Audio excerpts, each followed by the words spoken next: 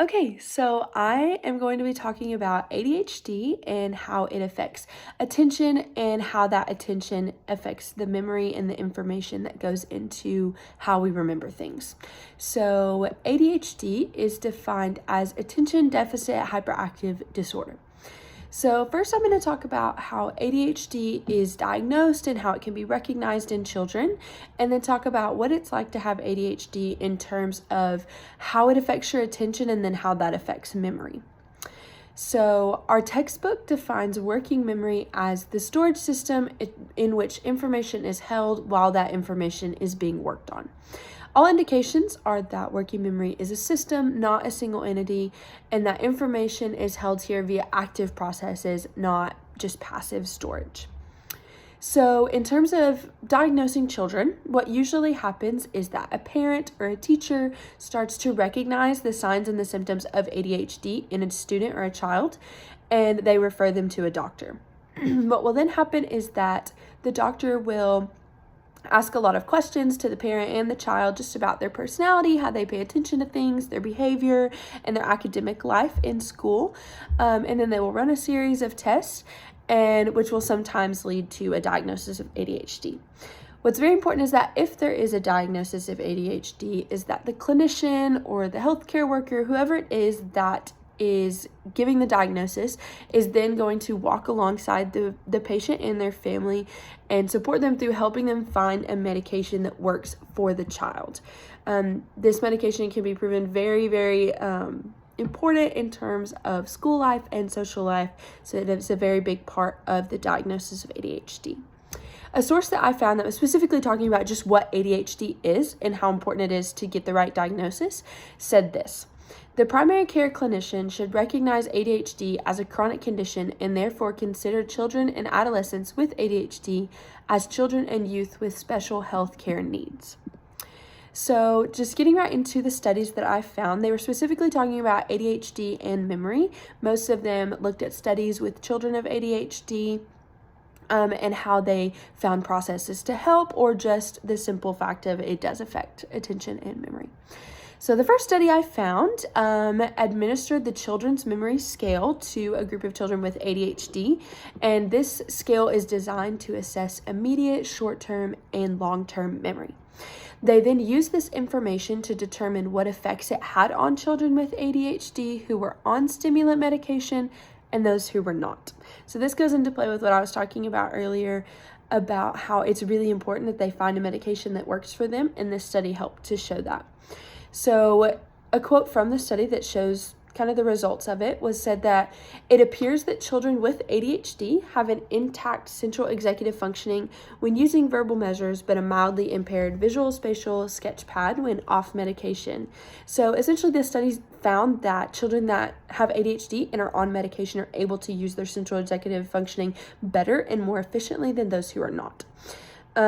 So the next study that I found tested different subsets of children, age 6 to 17, and it was done over a 4-day period or a 4-trial period. So on the first day, they used the Wechsler intelligence scales for the children.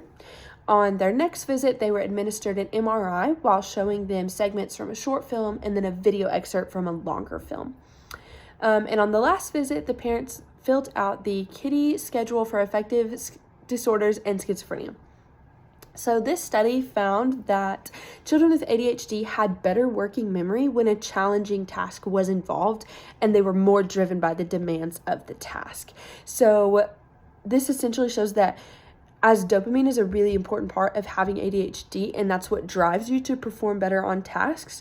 When these children saw that these tasks were more challenging and they had a better drive to complete them, they had improvements on their attention and their memory with these projects. So another study that I found was that they were trying different activities and tests to help improve working memory for those who had ADHD, and that they found was that they had significant improvements after doing these activities and tests, not only in their behavior but in their academic life as well. So A quote from this source says that our results showed that this combined training of working memory and metacognition was effective in terms of the objective measures of attention and inhibition and of parents and teachers' subjective ratings of the children with ADHD. So essentially, they were able to perform these tasks and activities with the children, and their teachers and parents filled them out before, during, and after all of these sessions, and they saw improvements in those areas. So the last study that I found said that those with ADHD have a greater significant correlation with inattention and disorganization when it comes to working memory. So in the study that they performed, the children were given different activities and administered some intelligence, personality, and memory tests. This study found that working through cognitive tests and procedures did show improvements in students' memory and functioning. So a quote from this source said that when working with children and not only with families and schools can help to prevent any negative fallout of ADHD on a child's self-esteem and motivation. So this study in particular found that when you work with these children and you help them on their activities and these tasks, some of them were even a computer program and games that were specifically designed to help with attention and memory with ADHD. And so they found that there was improvement in their ability to do that on their own when they've been working through these tasks. And so it was important that their families and their school systems helped them along the way. So all of these studies show us that with ADHD, it has been proven to show that attention and working memory will be impacted by this disorder, but it does not have to define them. There have been studies that have shown significant improvements in all of these areas in children with ADHD when families and parents and teachers have taken the time to work with them through activities, computer programs, and games designed to help with attention and memory. So even though children with ADHD are going to have impacted academic and social lives, it does not have to define them, and there are ways to help them through that. Thank you.